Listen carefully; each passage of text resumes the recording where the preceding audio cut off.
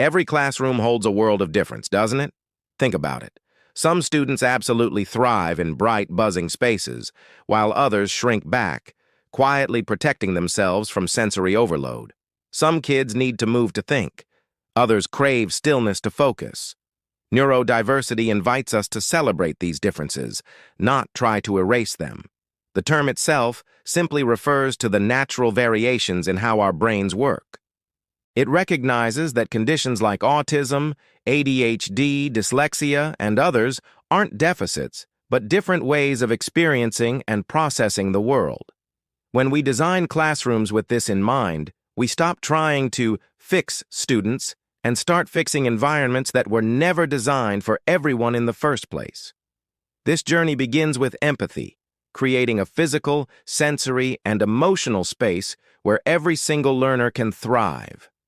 Historically, classrooms were built for a so-called neurotypical majority.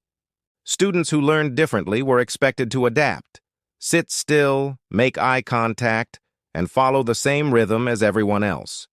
This is called the medical model of disability. It views neurodivergence as a problem to be solved. But today, inclusive education is embracing something much more powerful: the social model. This model argues that many challenges aren't caused by the individual, but by the environment itself. A buzzing fluorescent light, a hard, uncomfortable chair, or an unpredictable schedule can be genuinely disabling for a child with sensory sensitivities.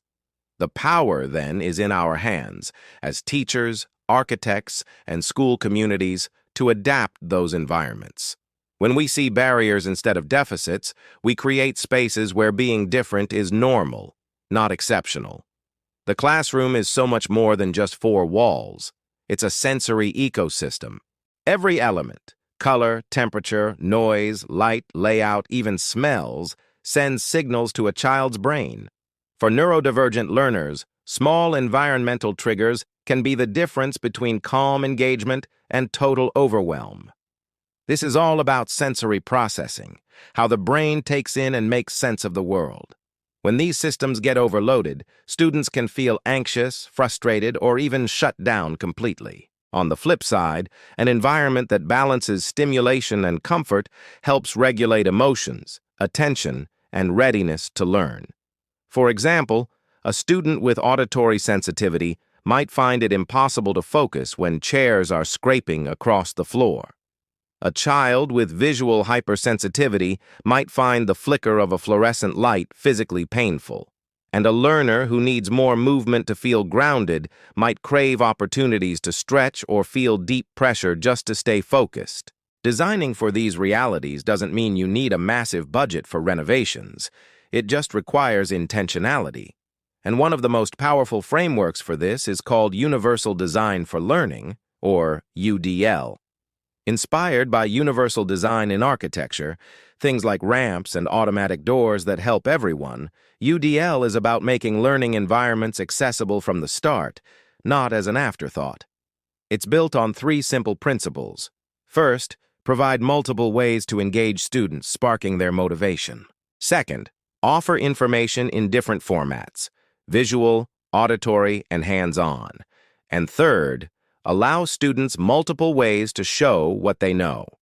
In classroom design, this looks like flexible seating, clear visual schedules, sensory-friendly lighting, and accessible materials. It's about building in flexibility to create equity for all. To really get this right, we have to try to see the classroom through our students' eyes and ears. Here's a little exercise.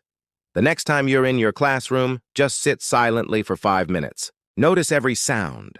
The hum of the lights, the echo in the corner, the chatter from the hallway. Observe the brightness, the patterns on the walls, the textures.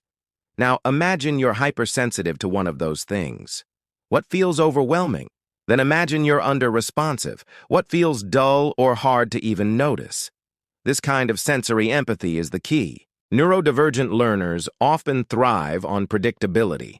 Unclear expectations, sudden changes, or a disorganized room can trigger a lot of anxiety. A well-designed classroom uses structure as a calming force.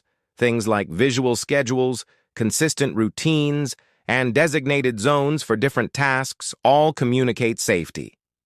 Physical cues, like color-coded areas or labeled bins, tell students where things go and what happens there. This reduces their cognitive load, freeing up mental energy for learning. Predictability isn't about being rigid. It's about creating a stable rhythm so that flexibility feels safe. And remember, design is emotional. A student's sense of belonging is shaped the moment they walk in the door. Do they see their needs reflected in the space? Do they see themselves in the posters on the wall? A neurodiversity-affirming classroom sends silent, powerful messages. You belong here. Your way of thinking is valid. This space values difference. This means allowing fidget tools or movement breaks without stigma and creating visuals that represent neurodiverse learners. This builds psychological safety, which is the absolute foundation of learning. So, let's rethink the traditional setup. Most classrooms still have rows of desks, all facing one teacher at the front. For many neurodivergent learners, this is sensory overload. Too many distractions and no room for movement. Modern classrooms are embracing zoning. Imagine a focus zone with minimal distractions, a collaboration zone with shared tables, a movement zone for stretching, and a calm zone, a quiet corner for emotional regulation. These zones empower students to choose the space that meets their needs, which is a cornerstone of autonomy. Of course, every neurodivergent profile is unique. Even within the same diagnosis, sensory needs can be wildly different. One autistic child might seek deep pressure, while another avoids touch. One student with ADHD might need background noise, while another needs total silence. A truly neurodiversity-friendly classroom anticipates this by offering choice, not uniformity. Instead of one type of lighting or one kind of chair, aim for a range. And the best way to do this? Collaborate. Ask your students what helps them and what gets in their way. Use simple surveys or drawings. You'll often find that they have incredibly clear insights into what makes them feel comfortable and focused. Co-designing the classroom with them shifts the dynamic from teacher as controller to teacher as collaborator. Finally, let's not forget about teacher well-being. An overstimulating classroom doesn't just affect students, it can drain educators too. Calm color palettes, decluttered spaces, and noise-reducing materials benefit everyone. When teachers feel regulated, they are better able to help their students regulate. A balanced sensory environment supports everyone's nervous system. You don't need a huge budget to start. Just start small and stay observant. Do a quick audit of your space. Where do students consistently struggle? Simplify your wall displays. Experiment with softer lighting. Introduce a quiet corner with a beanbag and some headphones. Even putting tennis balls on the legs of chairs to reduce noise can make a huge difference. In a primary school in Bristol, a teacher noticed frequent meltdowns during reading time. After a sensory audit, she realized sunlight was glaring off her laminated displays. She replaced the harsh overhead lights with diffused lamps, moved some desks, and created a small, calm corner. Within 2 weeks, student distress dropped by half. She said, "It wasn't the students who needed fixing, it was the environment." Stories like this prove a growing truth. Neurodiversity-friendly classrooms are simply good design for everyone. We've just laid the foundation. Did you know that the light in a classroom can be a silent teacher? It shapes how students feel, focus, and connect. It can energize a lesson, soothe an anxious child, or completely overwhelm a sensitive brain. For neurodivergent learners, especially those with sensory sensitivities, light isn't just background decor. It's a sensory event, one that directly impacts their nervous system and their ability to learn. A flickering fluorescent tube might seem trivial to some, but for a child with autism, ADHD, or migraine sensitivity, it can feel like a strobe light. The harshness of artificial brightness can cause headaches, eye strain, or agitation, slowly chipping away at their readiness to learn. On the other hand, a room that's too dim can cause drowsiness and confusion. Designing with light is about finding a delicate balance. Illumination, without intrusion. So how does light actually affect a neurodivergent brain? Well, these individuals often process sensory input very differently. The brain's filtering system, which sorts what's relevant from what's not, can be much more or less sensitive to light intensity and flicker. Hypersensitive students might find bright light physically painful, causing them to squint, look away, or become irritable. Hyposensitive students might actually seek out brightness, moving closer to windows or light sources to get more visual stimulation. These aren't behavioral problems. They're biological feedback. The nervous system is sending a clear signal that the environment needs to be adjusted. When the lighting is attuned to their needs, students feel calm and grounded. When it's chaotic, they can feel trapped in a storm of invisible triggers. When it comes to lighting, natural daylight is the gold standard. Research consistently links sunlight to improved mood, focus, and academic performance. It helps regulate our circadian rhythms, stabilizing sleep patterns and energy levels, which is absolutely critical for children with ADHD or sensory processing differences.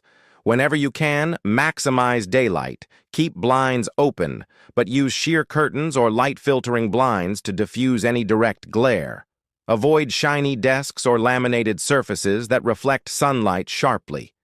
And try placing desks perpendicular to windows, not directly facing them or with students' backs to them. But even natural light needs to be controlled. Inconsistent lighting, like when it goes from bright sun to shade and back again, can create sensory chaos. This is where adjustable coverings and flexible seating are key, allowing students to choose a spot where they feel most comfortable. If your classroom doesn't have much natural light, you can still simulate its rhythm. Use warmer tones in the morning, cooler tones by midday, and dimmer hues in the evening to support the body's natural energy flow. Of course, most classrooms rely on artificial light like fluorescent or LED bulbs, and not all bulbs are created equal. Fluorescent lighting is cheap and bright, but it has a high-frequency flicker. It's usually invisible to the naked eye, but very perceptible to sensitive nervous systems, causing fatigue and irritability. Some autistic individuals have even described it as being in a room that's always vibrating. Plus, the cold tones can be overstimulating. LED lighting is a much better option. It's energy efficient, dimmable, and you can customize the color temperature. But cheap LEDs can still flicker or cast a harsh blue-heavy light. The key is to choose high-quality, low-flicker LED bulbs with warm color temperatures, somewhere between 2700 and 3500 Kelvin. This range mimics the comforting glow of morning sunlight. You'll want to avoid those cold, white-blue lights above 5000 Kelvin, which can feel clinical and harsh. Reserve brighter, cooler tones for specific task areas, like a reading corner or an art table. This brings us to the power of color temperature. Even white light has a color. Warmer, golden tones are calming. Neutral, balanced tones are great for general daylight simulation. And cooler, bluish tones are stimulating. For a neurodivergent classroom, you can create zones based on color temperature. A warm, cozy corner for quiet reading or sensory breaks. A neutral task area for group work. And a cool zone for high-focus activities. By matching the light tone to the activity, you're turning illumination into intentional instructional design. One of the most powerful tools you can offer is control. Autonomy is a cornerstone of neurodiversity-friendly design. Giving students control over their lighting helps them learn to self-regulate. This can be as simple as dimmable overhead lights, adjustable desk lamps, or even just letting a student signal when the lighting feels too harsh or too dim. This choice reinforces self-awareness, a skill that neurodivergent children often need explicit support to develop. Instead of one single, overpowering light source, think about layering your lighting to create sensory harmony. You can blend different types.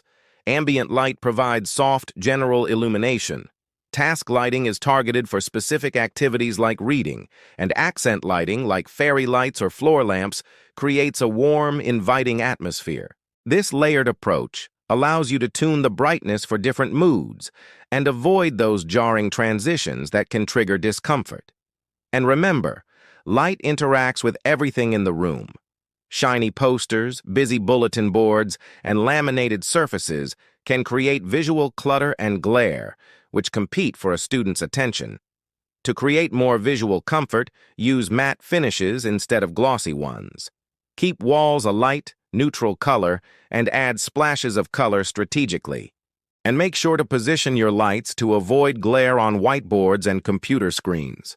Let's not forget about screen light. Digital learning has brought so much to the classroom, but it's also introduced a lot of blue light exposure. To reduce eye strain and fatigue, enable night mode or eye comfort settings on all devices. You can also use blue light filters or tinted screen protectors. And most importantly, schedule regular non-screen sensory breaks. Finally, light can be a powerful communication tool. Subtle shifts in lighting can signal transitions or expectations. Dimming the lights can mean it's time to be calm and listen. Brightening them can signal active group time. Some teachers use gentle lighting cues right alongside their sound or visual schedules. For example, a soft amber glow can signal quiet reflection time. This gives multi-sensory consistency to children who might struggle with purely auditory instructions. I want to share a quick case study, the Glow Room project. At a school in Leeds, teachers and an occupational therapist redesigned the lighting in a classroom for autistic students. They replaced fluorescent bulbs with warm LEDs, added adjustable desk lamps, and installed blackout curtains. They also created a glow room, a small space with diffused amber light and weighted blankets. After just 3 months, the school saw a 40% reduction in meltdown incidents and a big improvement in reading focus. The transformation wasn't expensive, it was just intentional. As one teacher put it, "Before, the lights made my classroom feel tense. When we switched to dimmable warm LEDs, the whole room exhaled. The children were calmer, less fidgety. It changed the tone of the whole day. You don't need a huge budget to make a difference." Simple things like swapping out bulbs for warmer LEDs, using inexpensive lamps with soft shades, or applying light diffusing film to windows can have a massive impact. So start observing. Do you see students squinting, complaining of headaches, or avoiding certain parts of the room? They might be telling you something about the light. Ask them how it feels. Their descriptions like "it's too sharp" or "it feels buzzy" are valuable data. Thoughtful lighting isn't about style, it's about sensitivity and compassion. It sends a message of inclusion. I see your sensory world, and it matters. When we design with light, we don't just brighten a room, we illuminate understanding. Have you ever stood in an empty classroom and just listened? Go on, try it sometime. Close your eyes. What do you hear? The hum of the air conditioning? The buzz of the fluorescent lights? Maybe the distant echo of footsteps in the hallway? For most of us, this is just background noise. But what if I told you that for many students, this isn't harmless background music? It's a cacophony of chaos. Welcome to the invisible curriculum of sound. It's one of the most overlooked, yet powerful forces shaping how our kids learn. Sound can either nurture focus or completely shatter it. It can calm a child's nervous system or send it into high alert.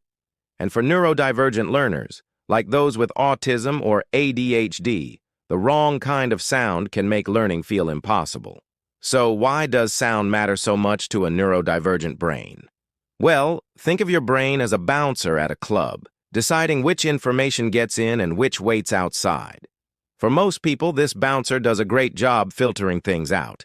It prioritizes the teacher's voice and tunes out the humming vent. But for many autistic or ADHD individuals, that sensory bouncer is on a break.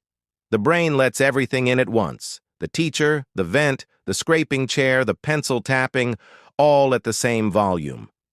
This flood of auditory information can cause intense anxiety, make it incredibly hard to focus on what's being said, and even lead to physical discomfort like headaches.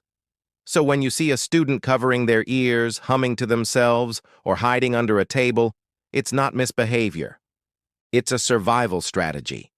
They're trying to protect themselves from sensory overload. Now let's talk about the classroom itself. Most classrooms are acoustic nightmares. They're full of hard surfaces. Tile floors, bare walls, big windows, and hard desks. Sound waves bounce off these surfaces like a pinball, creating echo and reverberation. This makes words blur together, forcing every student's brain to work harder just to understand what's being said. In fact, poor acoustics can lower reading comprehension by up to 25%. It's exhausting for everyone, but for a sound-sensitive student, it's like trying to listen to a podcast in the middle of a rock concert. So what are the common culprits? It's the little things we barely notice, that constant HVAC hum, the flicker of an old light bulb, the sudden scrape of a chair, the piercing sound of the school bell or loudspeaker. Even happy sounds, like a round of applause, can be jarring. Each one of these can feel like a tiny alarm going off in a neurodivergent brain, keeping the body in a constant state of low-level stress. Over time, this erodes a child's ability to focus and regulate their emotions. And it's important to remember that sound sensitivity isn't one size fits all. It's a spectrum. For one student with hyperacusis, everyday sounds might feel painfully loud. For another with misophonia, a specific sound like chewing can trigger an intense emotional reaction. And for a child with an auditory processing disorder, their brain has trouble making sense of the sounds it hears. One student might be fine on a noisy playground but crumble at the whir of a projector. It's about recognizing this diversity and offering options, not forcing a single solution. So how can we fix this? The good news is, we can. And it doesn't have to be expensive or complicated.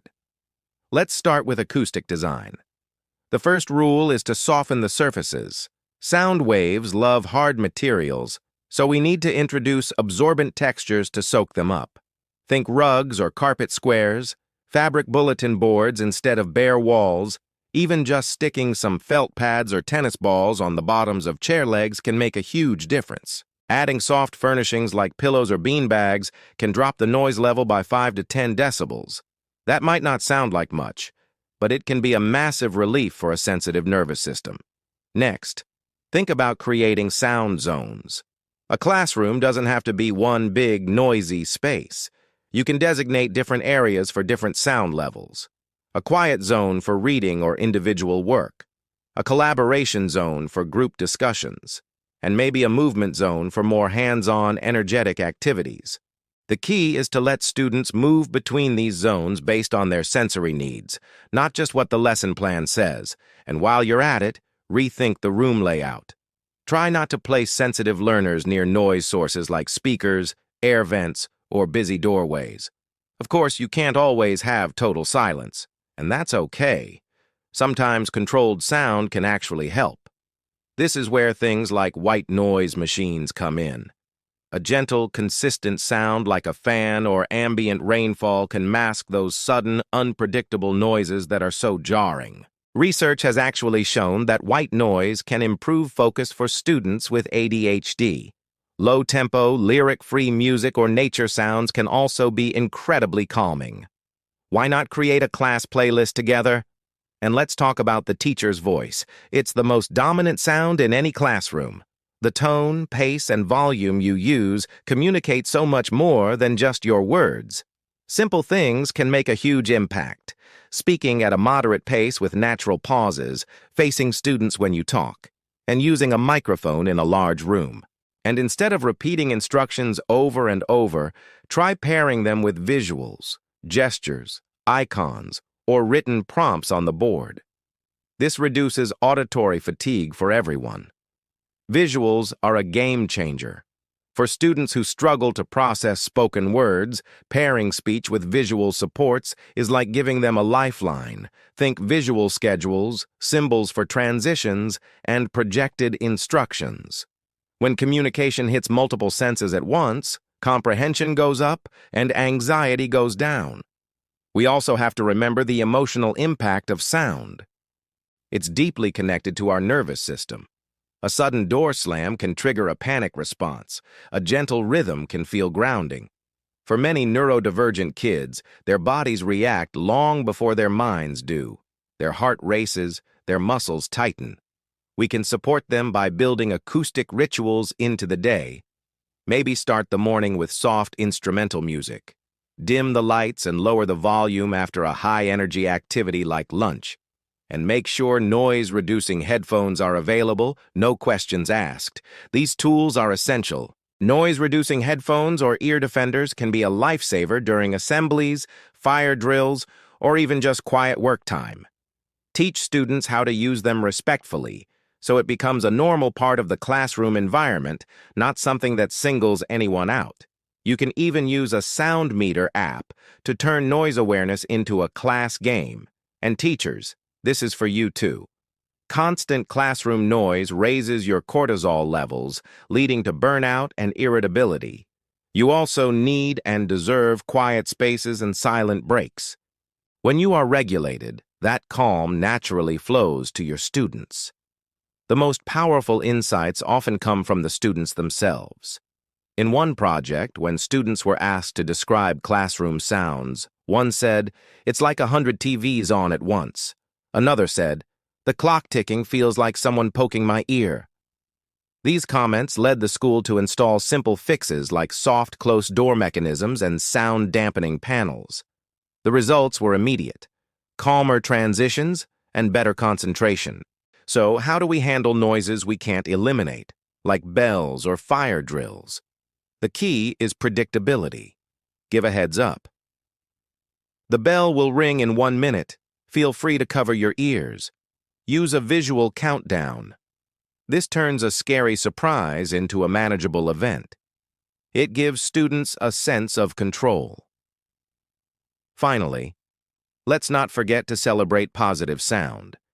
Sound can be about connection, community, and joy. Think drum circles, call and response games, and student-led playlists. When students have a say in designing their sound environment, they feel a sense of ownership. Overwhelm is replaced with empowerment. Creating a neurodiversity-friendly soundscape isn't about achieving perfect silence. It's about creating an environment that is predictable, soft, and kind. It's about respecting sensitivity and turning noise from an enemy into an ally. Sound is the heartbeat of the classroom, and when we tune it with care, we teach calm right alongside the curriculum. Have you ever walked into a room and just felt right? There's space to move, light streaming in, and cozy corners that feel safe and inviting. Now, imagine a classroom that feels like that. For neurodivergent students, the physical layout of a classroom can be the difference between focusing and feeling overwhelmed, between belonging and burning out. It's not about luxury. It's about creating an architecture of belonging. Our brains are constantly mapping the space around us. We're figuring out where we are, what's expected of us, and whether we feel safe. For learners with ADHD, autism, or dyspraxia, this process can be more intense. Crowded spaces or too much visual clutter can create mental traffic jams, making it almost impossible to learn. But when a classroom's layout is clear and thoughtful, it sends a powerful message. You are welcome here. You can relax here. You can learn here. So, how do we build a classroom that breathes? It starts by moving away from the traditional grid of desks, all facing the front. That old setup was designed for control, not for comfort or collaboration. A neurodiversity-friendly classroom, on the other hand, embraces rhythms, not rows. The first principle is flow over fixedness. Pathways should be clear, allowing students to move freely between different areas without navigating a maze of furniture. Think about creating distinct zones for different activities: a quiet work zone, a collaborative project area, and a calming space for regulation. You can use low shelves, colorful rugs, or even different lighting to signal the purpose of each area without putting up walls. This creates defined but permeable spaces, where a student can visually understand what a space is for. For example, a cozy reading nook with soft cushions immediately says, "Relax and read here," while a large table with supplies says, "Let's create together." This brings us to one of the most powerful tools in creating an inclusive classroom: flexible seating. This isn't about letting chaos reign. It's about offering choices so students can find what works for their body and brain. For a student with ADHD who needs to move, a standing desk or a wobble stool can be a game changer. It allows them to get their wiggles out without distracting others. For an autistic student who finds rhythmic motion calming, a gentle rocking chair can provide the perfect sensory input to help them focus. Other options like beanbags, floor cushions, and lap desks give students autonomy over their posture and personal space. One 10-year-old with sensory sensitivities put it perfectly: "When I can sit where I feel calm, I can actually listen." The goal isn't to have every possible seating option, but to provide variety and, most importantly, teach students to recognize what their bodies need to feel comfortable and ready to learn. Now, with all this talk of flexibility, you might be worried about another crucial need, especially for many autistic learners: predictability. Constant change can be incredibly unsettling, but flexibility and predictability can coexist beautifully. It's all about communication and thoughtful design. You can create a visual map of the classroom, showing the different zones and where things belong. Post it on the wall so students always have a reference point. If you do need to rearrange furniture, reduce the change gradually. Explain why it's happening. Maybe say, "Tomorrow, we're going to try moving this table over here to give us more space for our art project." By anchoring flexibility in a predictable framework, you give students the security they need to embrace choice. Let's dive deeper into creating these zones of comfort. Think of your classroom as a small neighborhood, with each area serving a different purpose. First, you have the focus zone. This area should have minimal distractions. Desks might face a wall, away from the busyness of doors and windows. The colors are calm, and the lighting is soft. This is the perfect spot for individual work, reading, or quiet reflection. Next is the collaboration zone. Here, you'll find group tables or modular desks that can be easily rearranged. You might use colorful mats on the tables to define personal space, even when working together. This zone is designed for interaction, but it still needs structure to prevent it from becoming overwhelming. Then, you have the all-important regulation zone. This is a quiet corner, a sanctuary. It's not a time-out spot or a place for punishment. It's a break space, equipped with soft seating, weighted blankets, fidget tools, or noise-canceling headphones. The rule is simple: use this space when you need to recenter, and return to the group when you feel ready. By providing a dedicated space for self-regulation, we teach students a vital life skill and show them that all feelings are valid. Finally, don't forget a movement zone. It doesn't have to be big, just a small open area where students can take a quick brain break. You could have balance boards, designated spots on the floor for jumping jacks, or stretching mats. Integrating movement into the learning day is essential for so many kids. By using color, texture, and lighting to define these zones, students can start to read the room intuitively. They'll know exactly where to go to meet their needs, whether it's for focus, collaboration, or calm. When we thoughtfully design the physical space, we're not just arranging furniture. We are building a foundation of safety, respect, and belonging, allowing every single student to thrive. Welcome back to our series on building neurodiversity-friendly classrooms. Today, we're diving deep into the how. This is part 2, the architecture of belonging. We're moving beyond just swapping out desks and chairs to design a space that actively supports every student's mind. Let's start with the core concept: the balance between clarity and choice. A classroom layout should offer both structure and autonomy. Think of it like a restaurant menu. If you have only one option, it's rigid. If you have 100 options, it's overwhelming. The sweet spot is a curated list of great choices. So, instead of offering 10 different seating options, start with 2 or 3. You can establish clear default expectations, like everyone starts at their home table, and after the first 5 minutes, you can choose another space if you need it.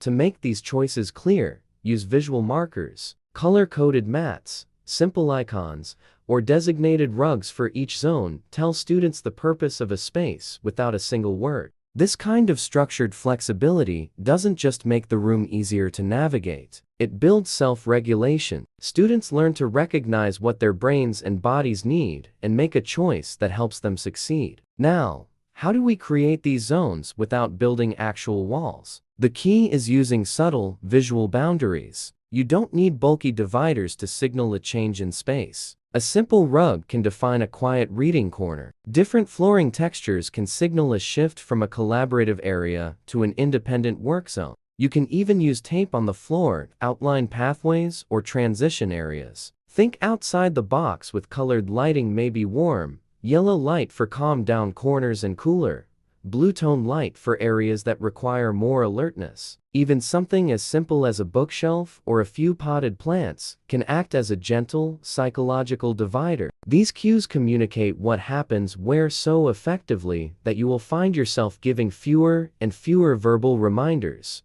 Let's talk about the psychology of personal space, which is a huge factor for many neurodivergent individuals. They often experience a heightened sensitivity to proximity. Sitting too close to someone can feel intrusive and distracting, while being too far away can feel isolating. We need to teach and model spatial awareness. Use visual guides, like small stickers or mats on the floor, to show what a comfortable distance looks like. And let's normalize consent-based seating. Instead of assigning seats, encourage students to ask, "Would you like to work next to me today?" It's also crucial to respect a student's choice for solitude. If a student chooses to work alone in a designated space, we shouldn't interpret it as defiance or antisocial behavior. Inclusion isn't just about celebrating community. It's about honoring personal boundaries with equal respect. Next up is the movement factor. For so long, the ideal student was seen as one who could sit perfectly still. We now know that for many neurodivergent students, stillness is dysregulating.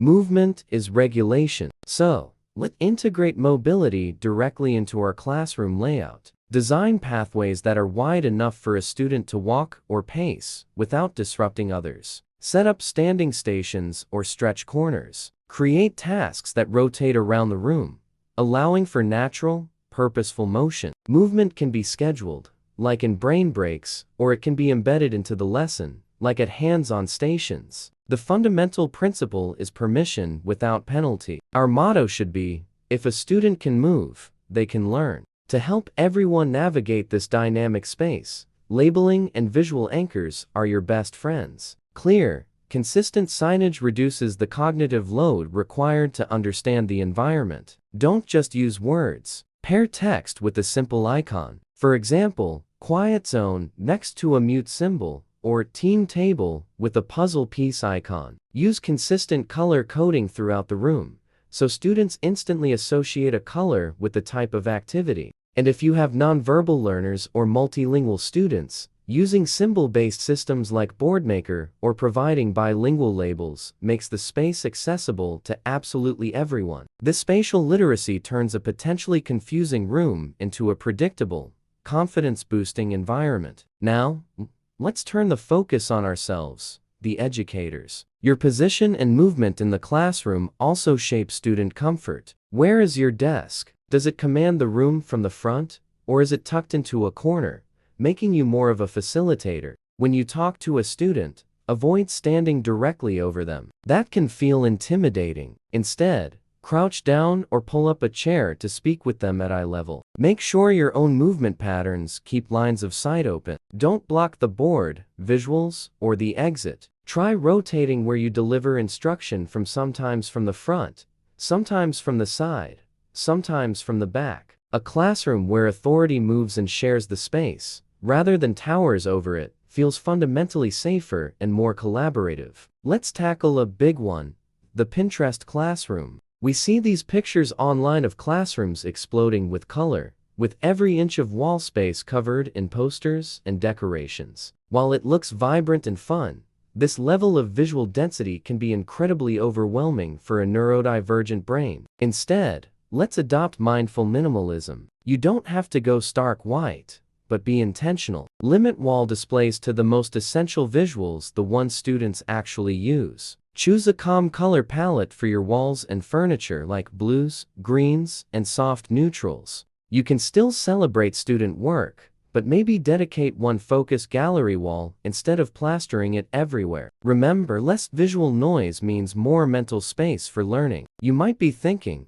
does this actually work? Well, I share a quick case study. A primary school in London decided to pilot a classroom redesign for their year for students. Guided by these very principles, they replaced traditional rows with grouped pods and a variety of seating options. They added a beanbag corner, standing desks, and special acoustic rug zones to dampen sound. They even created traffic flow maps and used color-coded visuals for everything. The results after just 6 weeks were astounding. Teachers reported a 32% increase in on-task behavior and a 40% decrease in sensory-related meltdowns. And the students? They reported feeling more comfortable, with one saying, "It's just easier to think in here." One of the teachers summed it up perfectly.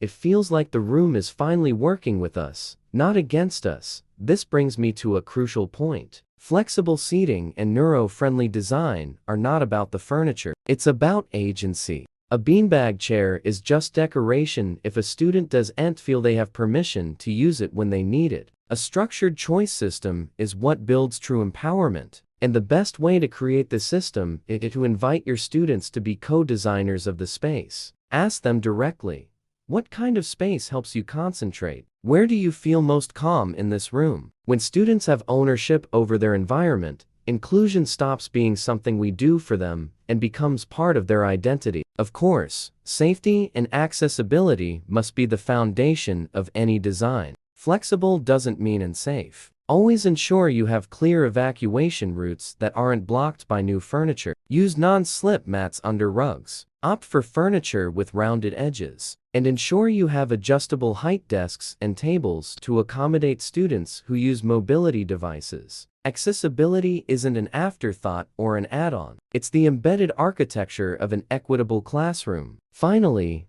consider transitions a major challenge for many neurodivergent learners. Your spatial design can either help or hinder these moments. Use lighting or gentle sound cues, like a soft chime, to signal that it's time to tidy up or switch activities. You can guide movement with arrows or painted footprints on the floor, creating a clear, predictable path. Keeping the spaces where transitions happen, like by the door or cubbies, uncluttered is also key. When transitions are built into the design of the room, students can flow from one activity to the next, rather than falter. So, here is your homework. The next time you're in your classroom, try this simple reflection exercise. Enter the room and physically crouch down to student height. Walk the space slowly from their perspective. Notice what immediately draws your eye. What feels crowded? What feels calm? And ask yourself this one important question.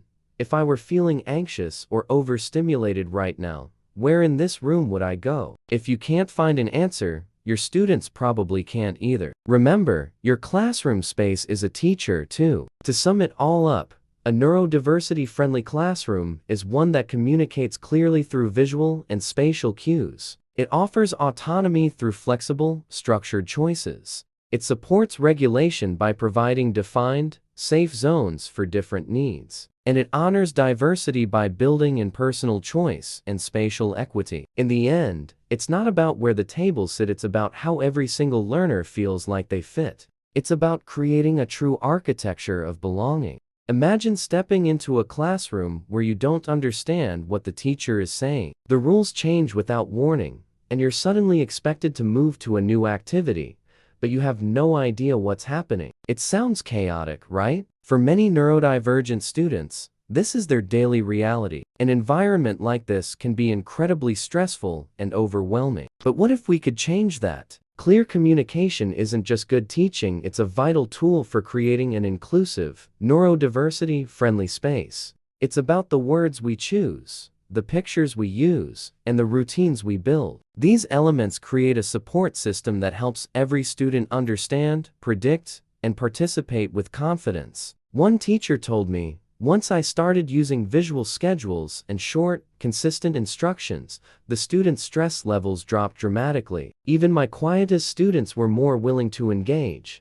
Today, we're diving into the power of clear communication, exploring how visual language and predictable routines can transform a classroom into a haven for learning. Let's start with visual language. Why is it so powerful? Because seeing is understanding. Many neurodivergent learners process visual information much more effectively than just hearing words. Think about it. When you give a verbal instruction, it's gone in an instant. But a visual support? That's a permanent reminder that students can refer back to, which reduces their mental effort and helps them become more independent. So, what do these visual supports look like? They can be simple things. Daily or weekly schedules that show what's happening and when. Icons and symbols for different areas or tasks, like a picture of an ear for a quiet zone, or a group of people for collaborative work. You can use color coding to distinguish between subjects, materials, or different activity zones. And of course, written instructions, but make them clear, short, and pair them with images. Even choice boards, which visually lay out options for activities or seating, can be incredibly empowering. Here's a great example.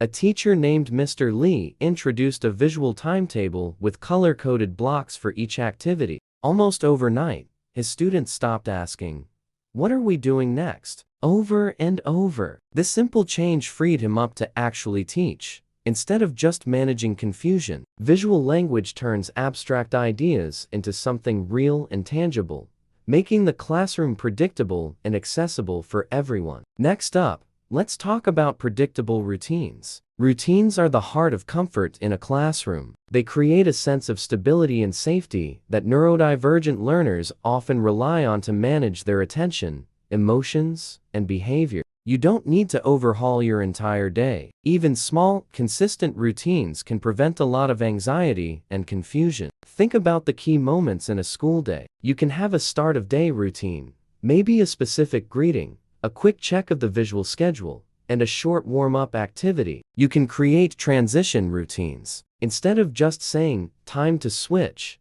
use a verbal countdown, a visual timer on the screen, or even a specific song. For tasks, have a clear, step-by-step process that you always follow. And at the end of the day, a routine for packing up, reflecting, and saying goodbye can make a huge difference. In one classroom, they use a 2-minute tidy-up song and a timer that changes color to signal transitions. The students learn to expect the change, and they have time to prepare themselves emotionally and physically. When you build this kind of consistency, you're reducing the mental load on your students. They're no longer wasting energy trying to figure out what's happening. Instead, they can focus all that brain power on learning. This brings us to cognitive load and instructional clarity. It's so important to be clear. Students with ADHD or challenges with executive functioning can really struggle with instructions that are long, complicated, or vague. Clear communication is about breaking down information into bite-sized pieces and delivering it in multiple ways. So, instead of giving a 5-step instruction,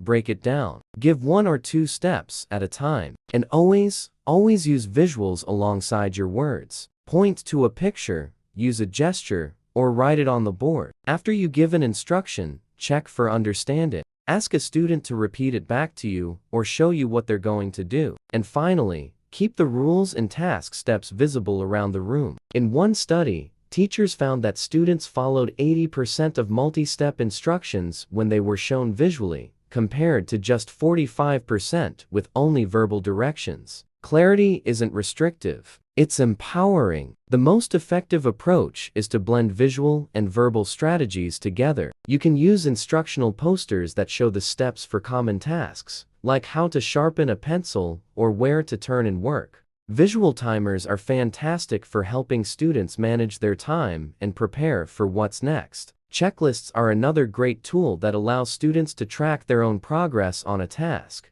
which builds independence. And don't forget the power of modeling. When a teacher or a peer demonstrates a task while pointing to the visual cues, it reinforces the steps in a very powerful, multi-sensory way. One teacher shared that when she started using hand gestures along with her visual schedule, even her non-verbal students began moving confidently between activities. Of course, the words we use as teachers matter immensely. Ambiguous or figurative language can be really confusing for students who take things literally. Phrases like "pull your socks up" or using sarcasm can go right over their heads and cause unnecessary stress. The key is to be concrete and literal. Instead of tidy up your stuff, say, put your book on the red shelf. Use short, simple sentences with one idea per sentence. Repeat and rephrase key points to make sure the message lands. Mr. Ahmed, a teacher, noticed a huge drop in misunderstandings when he switched from saying "finish up when you're ready to work" until the timer turns green, then "bring your paper here." Clear language reduces anxiety and helps students become more independent. Visual schedules deserve a special mention because they are one of the most powerful tools we have. They help students predict their day, monitor their own progress, and reduce their reliance on adults for constant reminders. To make them effective, place them at the student's eye level. Use consistent pictures or icons for each activity. And if you can, let students interact with the schedule, maybe by moving a magnet or checking off a task as they complete it. Imagine a classroom where each student has their own little schedule with Velcro icons. As they finish a lesson, they move the icon to the Done column. This simple act builds a profound sense of autonomy and self-regulation. Transitions are often the most challenging moments of the day, but with predictable communication, we can make them much smoother. Always use a countdown or a timer so students know a change is coming. Give both verbal and visual cues at the same time. You could say, 5 minutes left, while also pointing to a visual timer, and offer choices during the transition. Maybe some students want to walk slowly, while others want to grab their materials first. A consistent signal like a chime, hand signal, or a colored light is also key. One school even created a transition map on the floor with colored pathways leading from one activity zone to another. It helps students navigate independently and dramatically reduced meltdowns. Inclusive communication extends to every part of the classroom. It's not just about giving instructions. It's about providing multiple ways for students to respond. Some might be comfortable speaking, while others might prefer to write, point, or use an assistive device. It's also about being aware of sensory sensitivities that might affect how a student processes information. One teacher, Miss Thompson, introduced a color-coded hand signal for students who needed help, but didn't want to call out. This small change empowered her quieter students to ask for support without feeling put on the spot. And finally, remember that this is not a one-and-done process. Just like with classroom layout, our communication strategies need to be constantly observed and adapted. Pay attention to which visual cues are working and which aren't. Adjust your language based on how your students are responding. And most importantly, ask for their feedback. A simple question like, "Does this picture help you understand what to do?" can give you invaluable insight. This ongoing adjustment ensures that your communication methods grow and evolve with your students' needs. The success stories are truly inspiring. One school found that using visual schedules and clear, step-by-step instructions reduced classroom anxiety and off-task behavior by 35% in just 8 weeks. In another program, nonverbal students started using icons and gestures to actively participate in lessons. Clear communication doesn't just help students learn, it builds their confidence, their independence, and their sense of belonging. So, take a moment to reflect on your own communication environment. Are your instructions clear, concise, and predictable? Are visual supports available and meaningful for all your learners? Do your routines help reduce stress and mental load? Effective communication is the cornerstone of an inclusive classroom. By using visual supports, predictable routines, and clear language, we create a space where every single student knows what's expected of them, feels safe, and is empowered to succeed. Imagine your classroom. There's a buzz of energy, students talking, pencils scratching, chairs shuffling. For many, this is just the sound of learning. But for neurodivergent students, especially those with autism, ADHD, or sensory processing differences, this same environment can feel like a storm of overwhelming noise and activity. That's where quiet zones come in. These aren't just timeout corners or luxury add-ons. They are essential, powerful tools for creating an inclusive classroom where every student can thrive. A quiet zone is like a reset button. It gives students a dedicated space to self-soothe, refocus their minds, and get ready to learn again, but on their own terms. As one special education teacher put it, just 5 minutes in a quiet corner can be all a student needs to regulate their emotions and return to their work, fully engaged. Today, we're going to explore how to design these emotional regulation spaces to be safe,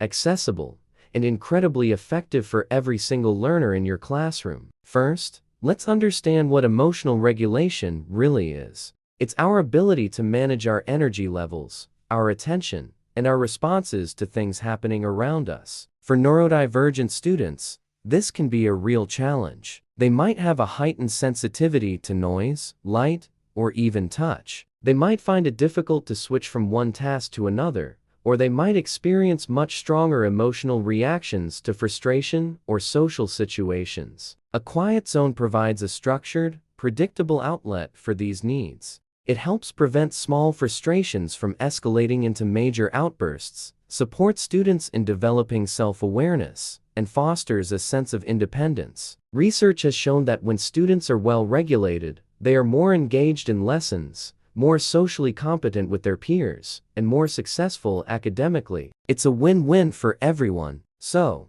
what are the core principles for designing a great quiet zone? A successful space is intentional, accessible, and flexible. Let's break that down. First, location is key. You'll want to place it away from high traffic areas, noisy equipment like pencil sharpeners, and bright, glaring lights. It should be positioned so you can supervise it easily, but without making the student feel like they're on display. Next, consider the sensory elements. Think soft lighting, with a dimmable lamp or warm-colored bulbs. Reduce visual clutter on the walls around it. Use soft textures for seating, and on the floor a plush rug or some cushions can make a huge difference. You can also include optional sensory tools like weighted blankets, a basket of fidget toys, or stress balls. Choice and autonomy are also crucial. Students should have a say in when they use the space. You'll need clear rules about how long they can stay, but giving them the power to decide when they need a break is empowering. Offer different seating options for comfort,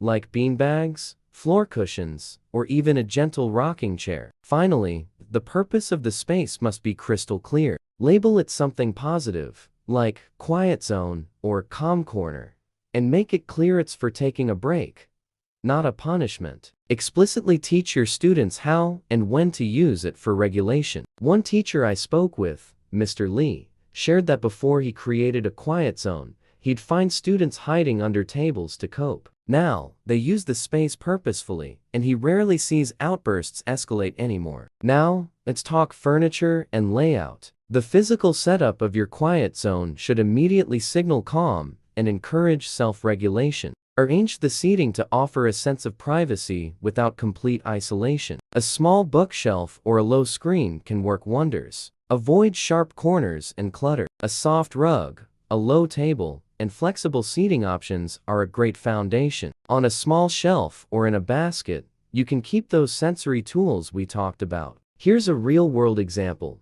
A primary classroom in London created a calm corner with beanbags, noise-canceling headphones, and a soft, carpeted area. The teachers taught the students how to move there independently when they felt overwhelmed. The result? They reported a 40% decrease in classroom disruptions. That's a massive impact from a few simple changes. But a quiet zone doesn't have to be completely still. In fact, integrating gentle movement can be incredibly effective for regulation. Think about including a gentle rocking chair or a balance cushion that allows for subtle movement while seated. You could have stretch bands or a yoga mat for some quiet micro movements, or even soft balls for squeezing or tossing gently. Combining movement with a calm space helps students regulate both their bodies and their minds. One teacher, Miss Rivera, noticed that students who engaged in light movement in the quiet zone returned to their desks more focused and calm than those who just sat still. Visual and environmental supports can make your quiet zone even more effective. You could hang a simple instructional poster that says something like,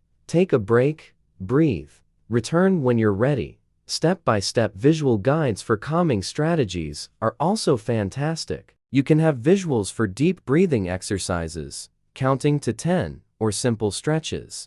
Some students might benefit from an optional timer to help structure their break. And don't forget clear signage for peers, like a sign that says, "Quiet zone in use, please respect."